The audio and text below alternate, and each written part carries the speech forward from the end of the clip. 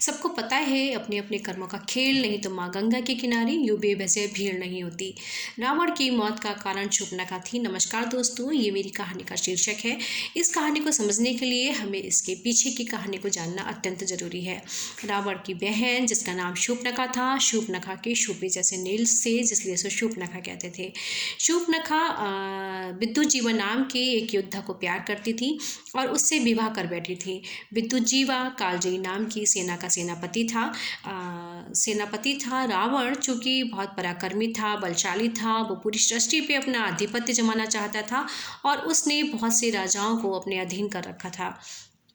उसने जब ये प्रस्ताव कालजयी के पास पहुंचाया तो कालजयी ने इस प्रस्ताव को मानने से इनकार कर दिया। इससे रावण बहुत क्रोधित हुआ और उसने कालजयी नाम की सेना पर आक्रमण कर दिया। ये जानते हुए कि उसकी बहन का पति उस सेना का सेनापति है, रावण ने उसकी सेना पर आक्रमण कर दिया और उसकी बहन के पति को, विद्युजीवा को मार दिया।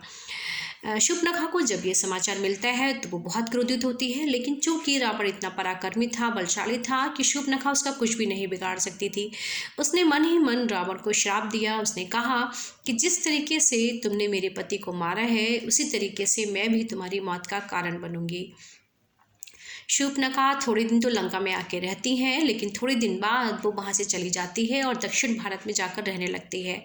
यहाँ पे आके उसे ये समाचार मिलता है कि कोई वन में आया है जो बहुत ही पराक्रमी है, बलशाली है, तेजस्वी है और साथ ही वो अपने भाई और अपनी पत्नी को भी लेकर आया है वनवास में समय बिताने के लिए।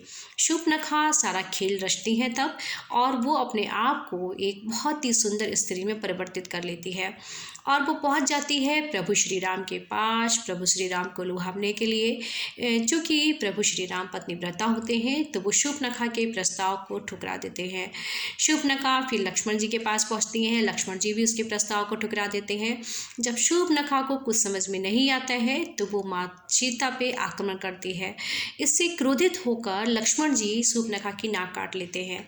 शूर्पणखा दौड़ती हुई जाती हैं अपने भैया के पास, रावण के पास, और उसको बोलती हैं कि तुम यहाँ बैठे हो और कोई तुमसे ज़्यादा पराक्रमी, बलशाली वहाँ बैठा है वन में, और उसके साथ बहुत ही सुंदर स्त्री भी है जो तुम्हारे महल की रानी बनने के लायक है। तुम क्या करोगे इतने प्रभुत्व का अगर तुम्हारे महल में वो सुंदर स्त्री नहीं हुई।